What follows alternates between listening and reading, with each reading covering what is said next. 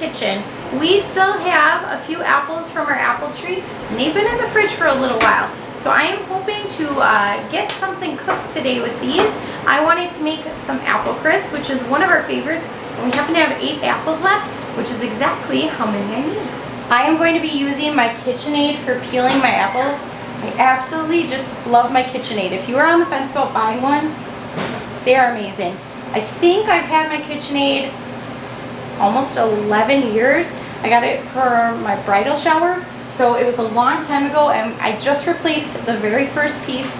I replaced the metal bowl because it actually got a dent in it and it would not stay put, so it was popping out as it was making dough. I wasn't able to use it for things like dough, which became a problem. So now that we've got that situated, I have lots of attachments for it, and the one I'm using today is the spiralizer. I'm going to be using this to peel and cut my apples.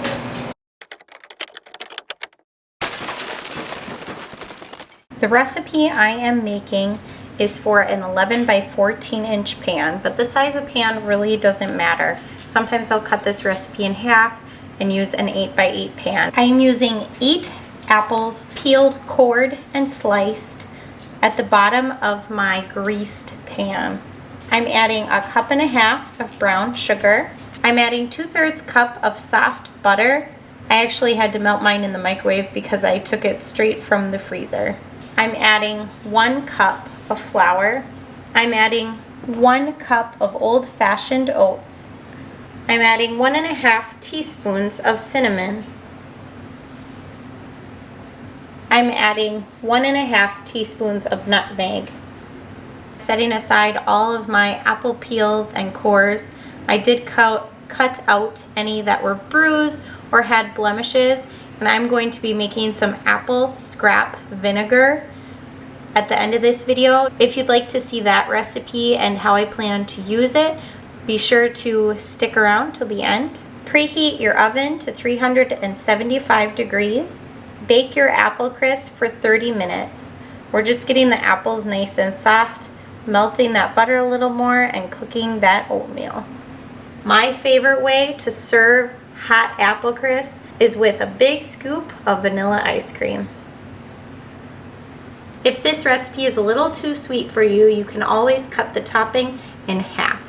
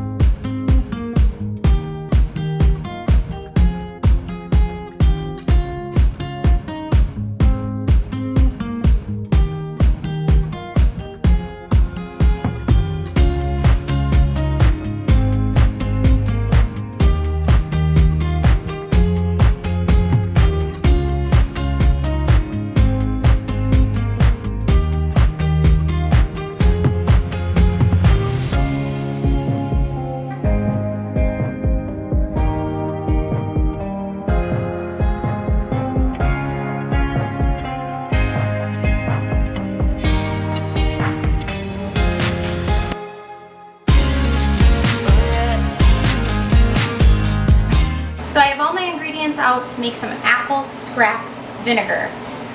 It's a lot like apple cider vinegar, but there's a few differences. This is really easy and it's a little lighter. What I am planning on using my apple scrap vinegar for is salad dressings, because the apple cider vinegar tends to be a little too tart for us. I'm also planning on using it for cleaning. For most of the year, I put my lemon and orange peels in a jar, fill them up with regular vinegar. I pour this into a spray bottle and I just spray down my counters, and it has that nice clean smell whenever I really want to feel like my house is super clean. But in the fall, I really love fall scents, and one of my favorites is this Mrs. Meyer's apple cider scent, and I really like it.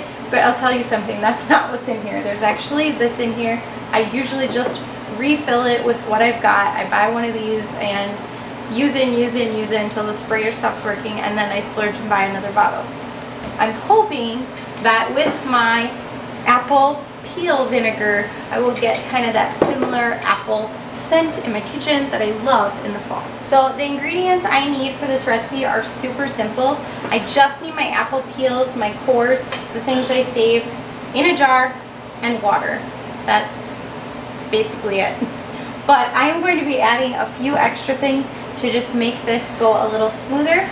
This honey is going to help speed up the process. If you don't have raw honey, you can also just use sugar. And I'm going to be adding about a tablespoon. I'm just using a regular spoon.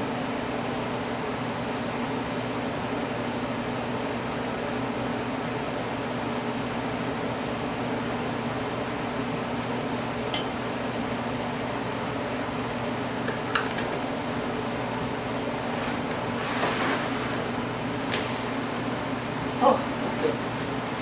I'm also going to be adding a tablespoon of apple cider vinegar. Just make sure you buy the kind with the mother, because that is going to get our fermentation started to make this apple scrap vinegar.